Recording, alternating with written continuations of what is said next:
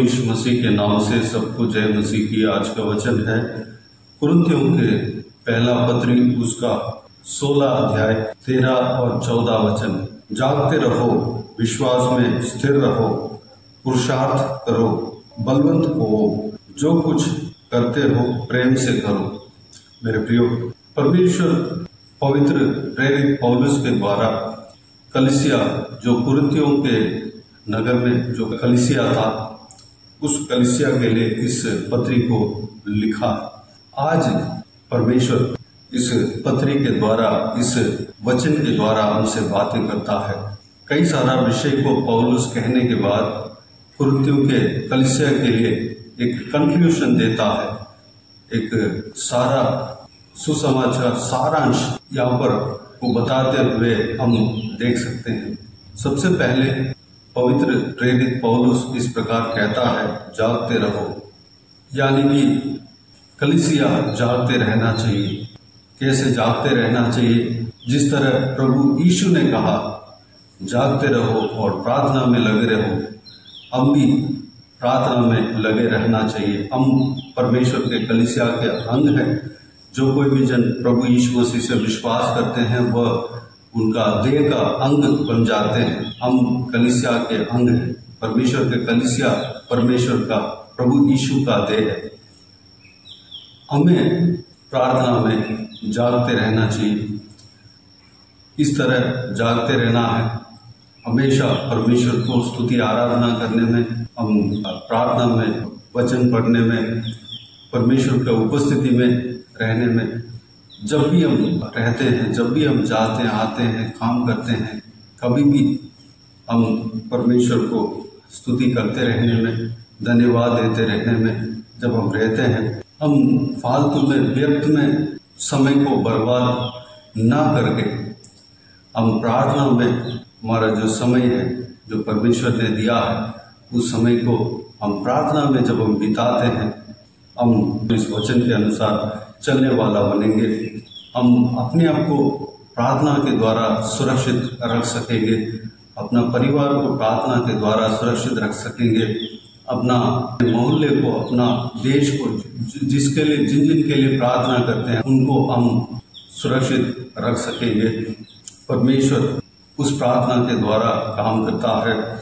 दूसरी बात, विश्वास में स्थिर रहना है। कलीसिया विश्वास में स्थिर रहने के लिए कहता है। विश्वास को भरमाने के लिए शैतान कई सारा कोशिश कलीसिया के विरुद्ध में कर सकता है। चाहे कैसे भी परिस्थिति क्यों ना हो, कलीसिया विश्वास में रहना चाहिए, विश्वास में स्थिर रहना चाहिए। क्या विश्वास करें? प्रभु यीशु जीवित है। प्रभु यीशु हमें किसी भी हालत में हमारा हाथ को नहीं छोड़ेगा। चाहे हमारा परिस्थिति कैसे भी क्यों ना हो, परमेश्वर हमारा हाथ नहीं छोड़ेगा।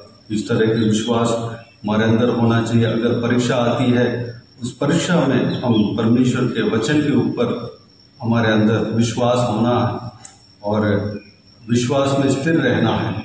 हमें शैतान विश्वास में भटकाने के लिए बहुत सारा कोशिशें कर सकता है, क्योंकि प्रभु यीशु का जीवन में ही शैतान आकर उनको भरमाना चाहा। क्योंकि प्रभु यीशु इंसान के रूप में था। हर इंसान को इस तरह की परीक्षा देकर वह गिराने के लिए कोशिश करते हुए आ रहा है। ठीक उसी तरह प्रभु यीशु को भी गिराने के लिए कोशिश किया, लेकिन प्रभु यीशु अपने वचन के द्वारा शैतान को भगाया, हराया। मेरे प्रियो, हमारा जीवन में भी किसी न किसी तरह शैतान हमारे विश्वास को छीनने के लिए, विश्वास को कम करने के लिए, विश्वास से हमें भटकाने के लिए, हमें गिराने के लिए अगर कोशिश करें, हम परमेश्वर के वचन में अगर हम स्थिर रहेंगे, प्रभु यीशु की तरह हम परमेश्वर के वचन के द्वारा हम शैतान का सामना करेंगे, तो शैतान हमारा जीवन से भाग जाएगा।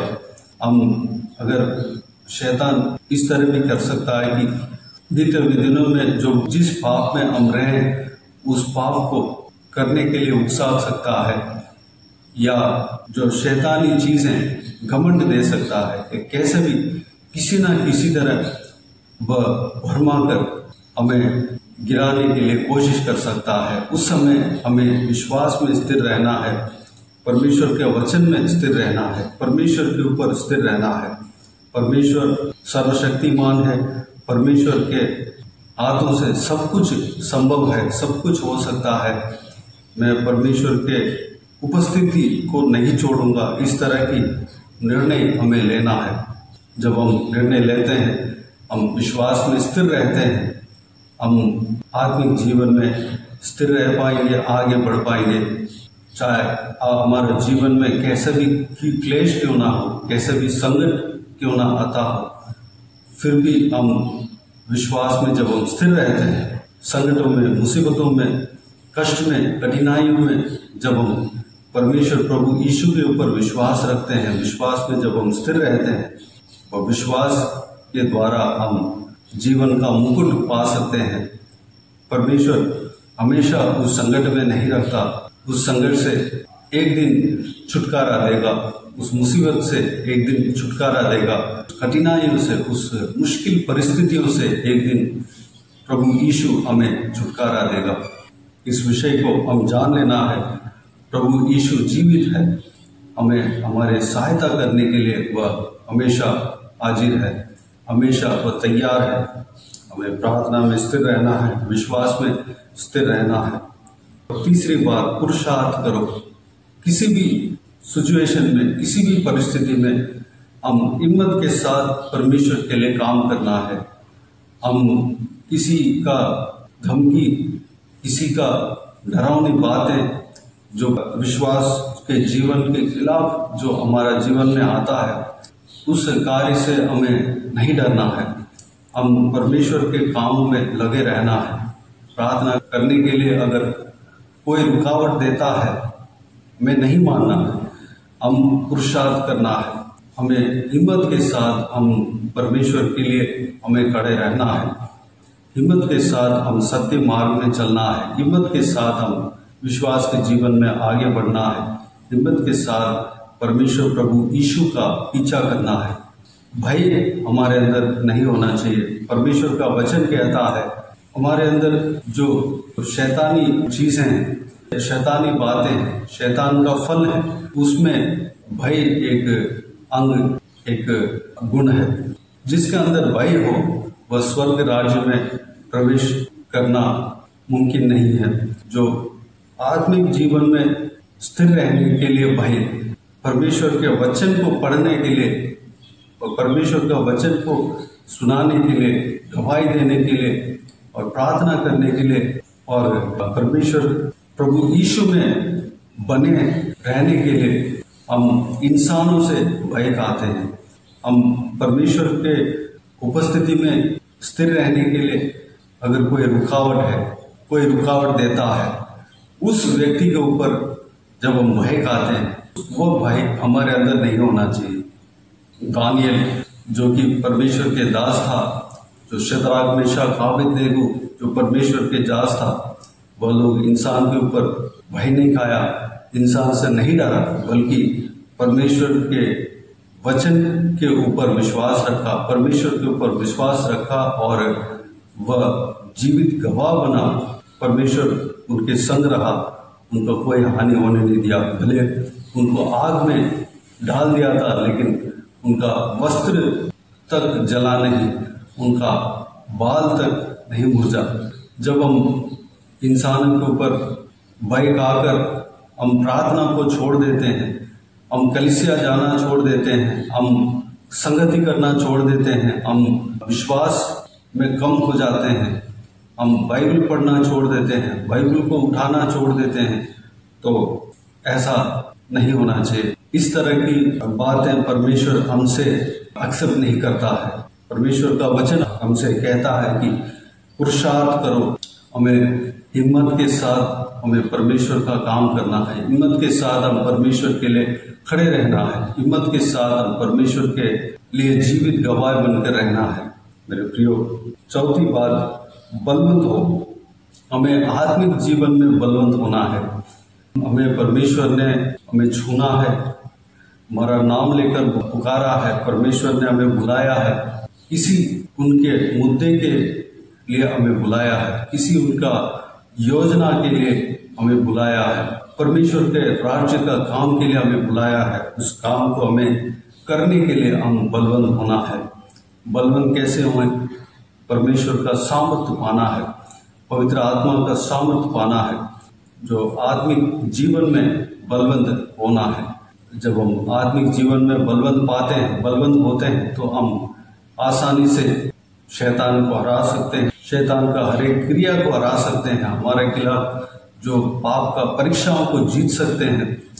हम बलवंत होना है, आत्मिक जीवन में बलवंत होना है, हमें उसके लिए प्रार्थना करना है, परमेश्वर का वचन को खाना है, परमेश्वर को स्तुति आराधना करना है। हम उपवास के समय में भी उपवास रहकर प्रार्थना करना है, तब हम आत्मिक जीवन में बलवंत हो सकते हैं। हम शारीरिक रीति से नहीं बल्कि आत्मिक रीति से हम आगे बढ़ना है, हमको चलना है। जब हम आत्मिक बल पाते हैं तो हम परमेश्वर के राज्य के लिए अधिक से अधिक हम इस्तेमाल हो सकते हैं, परमेश्वर हमें इस्तेमाल करेगा। हम दूसरों के आशीष के लिए हम इस्तेमाल हो सकते हैं, दूसरों का आशीष का कारण बन सकते हैं। परमेश्वर के आत्मा का वरदानों से परमेश्वर हमें भरेगा और सामर्थ्य जब हमें देगा, वह उस सामर्थ्य को हम इस्तेमाल कर हम परमेश्वर के महिमा के लिए हम दौड़ सकते हैं और तेजी से हम जितना हमारे लिए तेज नियुक्त किया है उस दौड़ को हम पूरा कर सकते हैं। हमें बलवंत रहना है। आत्मिक जीवन में जब हम बलवंत हो जाते हैं, बलवंत रहते हैं, उसमें स्थिर रहते हैं, तो हम कामयाब हो सकते हैं। पांचवा, जो कुछ करते हो प्रेम से करो। हमारे अंदर प्रेम होना चाहिए, जिस तरह परमेश्वर के अंदर था। जो प्रभु यीशु अपने विरोधियों के ऊपर प्रेम रखा, उनको सताने वालों से प्रभु यीशु प्रेम रखा, गरीबों से प्रेम रखा, गरीबों के ऊपर प्रेम रखा, छोटे लोगों के ऊपर प्रेम रखा, वह अपने झुंड के ऊपर प्रेम रखा। प्रभु यीशु हमारे ऊपर प्रेम रखा। उस प्रेम को कहाँ पर हम देख सकते हैं? वह हमारे लिए अपना जान को क्रूस पर दिया। उस जो बड़ा त्याग है, वह एक उनके अंदर जो प्रेम का रिफ्लेक्शन है, प्रेम का पहचान है। हमें परमेश्वर ने इतना प्रेम रखा कि उनका एकलौता पुत्र यानी कि प्रभु यीशु मसीह को हमारे लिए दे दिया। प्रभु यीशु मसीह हमारे लिए मरा, अपना जान को दे दिया। मेरे प्रियो, हम उनके बच्चे बन गए हैं, उनका बेटा बेटी बन गए हैं। उनके गुण हमारे अंदर होना चाहिए। प्रभु यीशु कहता है, मैं तुमसे जितना प्रेम रखता हूँ, जैसे मैं तुमसे प्रेम रखता हूँ, वैसे ही आप एक दूसरे से प्रेम रखो।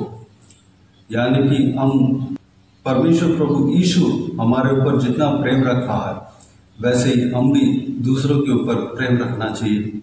दूसरों का सुख दुख में शामिल होना चाहिए। दूसरों का दर्द को हमको समझना चाहिए। दूसरों का तकलीफ को हमको समझना चाहिए। उनको छुड़ाने के लिए हम काम करना चाहिए, मदद करना चाहिए। हम प्रेम के साथ रहना चाहिए। हम कुछ भी करते हैं, प्रेम के साथ करना है, विरोध के साथ नहीं, कड़वाहट के साथ नहीं, बैर के साथ नहीं, प्रेम के साथ करना है। कोई भी काम करते हैं, हम प्रेम के साथ करना है। अगर हम बातचीत करते हैं, प्रेम के साथ बातचीत करना है। अगर हम कहीं हमारे काम के वजह से किसी से बात करना पड़ता होगा, तो उस विषय में हमारे अंदर प्रेम होना चाहिए। प्रेम से उस कार्य को करना है। किसी को सलाह देना है तो हमें प्रेम से करना है, गुस्से से नहीं। किसी प्रॉब्लम को सॉल्व करना है, किसी उलझन वाली बात को सही करना है, तो हमें प्रेम से करना है, डांट कर नहीं, कड़वाहट के साथ नहीं, हम अधिकार के साथ नहीं, बल्कि प्रेम के साथ हमें करना है।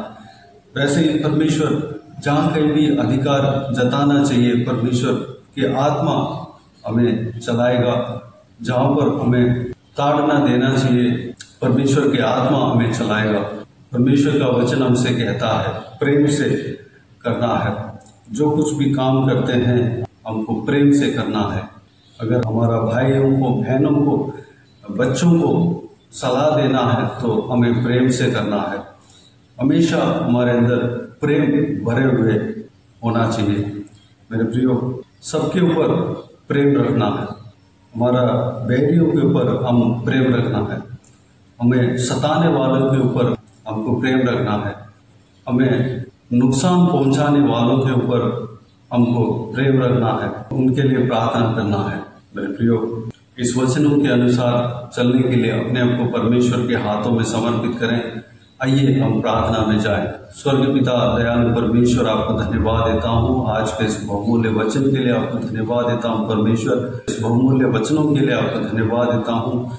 बीते हुए दिनों में हमें संभाला, बचाया, सुरक्षित रखा। आपको धन्यवाद देता हूँ आज के इस आपके बहुमूल्य वचनों के द्वारा हमने जो कुछ भी देखा है उस सारे बातों के लिए आपको धन्यवाद देता हूँ परमेश्वर। पिताजी, हमको परमेश्वर जागते रहने के लिए आपने कहा पिता, हम प्रार्थना में जागते रहने पाएं परमेश्वर। हमेशा हम आपको स्तुति आराधना करते रहने पाएं, आपके वचनों को पढ़ते रहने पाएं, मनन करते रहने पाएं और प्रार्थना करते रहने पाएं। पिता अनुग्रह देना परमेश्वर, हम विश्वास में स्थिर रहने पाएं परमेश्वर। जो कुछ भी शैतान के भरमाने वाले चीज़ हमारे जीवन में अगर आ जाए तो भी हम परमेश्वर हालेलुया हम भरमाया जाने ना पाए, बल्कि आपके ऊपर विश्वास में हम स्थिर रहने पाए परमेश्वर। धन्यवाद देता हूँ। हम परमेश्वर विश्वास में आगे बढ़ने पाए पिता हालेलुया। किसी भी चीज़ में हम हमारा मन भटकने ना पाए हालेलुया। आप में हमारा लालसा होने पाए, अनुग्रह देना पिता परमेश्वर। हम यह विश्वास करने पाए पिता, आप हमारे साथ हो, हमारे बीच में हो, हमें कभी नहीं छोड़ोगे, कभी नहीं त्यागोगे। हमें किसी भी हालात में हमें नहीं छोड़ेंगे, आप हमारे साथ रहेंगे। कोई भी परिस्थिति, मुसीबतें आ जाए उसमें हमें आप नहीं छोड़ेंगे, हमें सुरक्षित रखेंगे। इस विषय को हम परमेश्वर विश्वास करने के लिए अनुग्रह देना पिता हालेलुया। परमेश्वर धन्यवाद देता हूँ पिता हालेलुया। कोई भी विपरीत परिस्थिति हमारे अंदर जो विश्वास है, उस विश्वास का विपरीत परिस्थिति मुसीबतें आ जाए तो भी हम आपके वचन के ऊपर विश्वास रखने पाए, विश्वास में हम स्थिर रहने पाए पिता अनुग्रह देना हालेलुया। पुरुषार्थ करने के लिए अनुग्रह देना पिता, हम हिम्मत के साथ आपके पीछे चलने पाए परमेश्वर। किसी इंसान के ऊपर हम भय नहीं खाने पाए, किसी अन्य दुर्शक्ति के ऊपर हम भय नहीं खाने पाए परमेश्वर। आपके विश्वास में बने रहने के लिए, हिम्मत के साथ बने रहने के लिए अनुग्रह देना पिता। हिम्मत के साथ आपका जीवन गवाह बनने पाए, हिम्मत के साथ आपका काम करने पाए, हिम्मत के साथ आपका सेवा करने पाए, हिम्मत के साथ हम प्रार्थना में, वचन में और स्तुति आराधना में, उपवास में बने रहने पाए परमेश्वर। किसी का भरमाने वाली बातों से हम परमेश्वर हम डरने न पाए परमेश्वर। धन्यवाद देता हूँ। हमारे अंदर जुनून देना परमेश्वर, धैर्य हमारे अंदर देना पिता। धन्यवाद देता हूँ परमेश्वर हालेलुया। हम बलवंत होने पाए परमेश्वर, हम आत्मिक जीवन में बलवंत होने पाए। हमें पवित्र आत्मा का अभिषेक से भरना पिता, आपके सामर्थ्य से भरना, ताकि हम परमेश्वर सारे जो विपरीत चीज़ें हैं परमेश्वर उसको हम आसानी से हम पार कर सकें, उसको आसानी से हम जीत सकें परमेश्वर हालेलुया। अनुग्रह देना, हमें बलवंत करना परमेश्वर, आत्मिक जीवन में हमें बलवंत करना, ताकि हम और भी परमेश्वर हालेलुया आत्मिक रहस्य को हम जान सके परमेश्वर। अनुग्रह देना पिता, स्वर्ग के रहस्य को हम जान सकें, जो परमेश्वर पवित्र बाइबल का परमेश्वर एक वचन का रहस्य को हम जान सकें और परमेश्वर हालेलुया हम आपके लिए इस्तेमाल हो सके, आपके राज्य के लिए इस्तेमाल हो सके परमेश्वर। हमारा आत्मिक दौड़ का रफ्तार और बढ़ सके परमेश्वर। अनुग्रह देना पिता, हमें और आपकी सामर्थ से भरना पिता, भरेंगे। धन्यवाद देता हूँ। हम जो कुछ भी करें हालेलुया प्रेम से करने के लिए अनुग्रह देना पिता। किसी से बात करें तो प्रेम से, किसी काम को करें तो हम प्रेम से करने पाए परमेश्वर। हालेलुया। किसी को सलाह दें तो हम प्रेम से करने पाए परमेश्वर। हमारे अंदर बैर नहीं होने पाए, हमारे अंदर दुश्मनी नहीं होने पाए, हमारे अंदर कड़वाहट न होने पाए परमेश्वर। हमारे अंदर प्रेम देना पिता, जिस तरह आप हमसे प्रेम किया है परमेश्वर, हम दूसरों के ऊपर प्रेम रखने पाए, वही प्रेम हमारे अंदर होने पाए पिता। धन्यवाद देता हूँ परमेश्वर। सारे बातों के अनुसार हम चलने के लिए अनुग्रह देना पिता। स्वर्ग राज्य में प्रवेश होने के लिए अनुग्रह देना पिता। हालेलुया। हमें बहुतायत से इस्तेमाल करना पिता। इस धरती में जब तक जिएंगे परमेश्वर, आपके जीवित गवाह बनकर रहने के लिए अनुग्रह देना पिता। आत्मिक उन्नति पाने के लिए अनुग्रह देना परमेश्वर। धन्यवाद देता हूँ।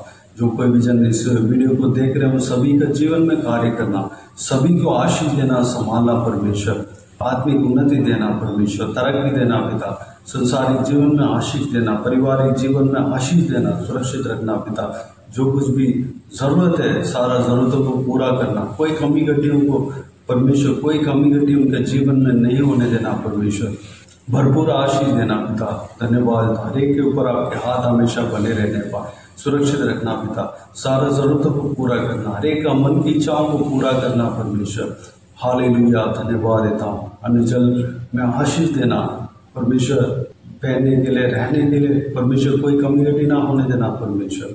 आशीष देना पिता। जो बेसिक नीड्स है परमेश्वर, जो कुछ भी उनका जीवन के लिए चाहिए, सारा जरूरत है परमेश्वर, सारा चीज उन्हें देना पिता। धन्यवाद देता हूँ। सारा जरूरतें पूरा होने पाए पिता। जो बीमार है उनको आपके हाथों में सौंपते हैं, उन सभी को छूना, चंगा करना प्रभु यीशु मसीह के नाम से चंगा होने पाए। बाकी सारे बातों को आपके हाथों में सौंपते हैं। सारा आदर, महिमा, जलाल आपको मिलते रहे। सारा दुआ प्रार्थना को प्रभु यीशु मसीह के नाम से मांगते हैं, सुनो और ग्रहण कर। आमीन आमीन। प्रभु यीशु मसीह के नाम से प्रभु यीशु मसीह का आशीष और अनुग्रह हम सभी के ऊपर बने रहें। आमीन आमीन। मेरे प्रियो, इस चैनल को सब्सक्राइब करें और शेयर करें। अगर किसी को भी प्रार्थना का विषय हो तो डिस्क्रिप्शन में दिए हुए नंबर पर कॉल करके प्रार्थना करा सकते हैं। हम आपके लिए प्रार्थना करेंगे। आप अपने व्यक्तिगत प्रार्थना में हमारे लिए प्रार्थना कीजिए। सेवकाई के लिए, सेवकाई में जुड़े हुए हर एक जन के लिए, हर एक का आशीष के लिए, आत्मिक उन्नति के लिए, तरक्की के लिए, आत्मिक आशीष के लिए, संसारिक आशीष के लिए, पारिवारिक आशीष के लिए प्रार्थना करें। इस सेवकाई का उन्नति के लिए प्रार्थना करें। परमेश्वर आप सबको आशीष दे। इस सेवकाई के द्वारा परमेश्वर आपके जीवन में कार्य किया हो वो भी हमें बता सकते हैं, ताकि हम सब मिलकर परमेश्वर को धन्यवाद दे सके, महिमा कर सके।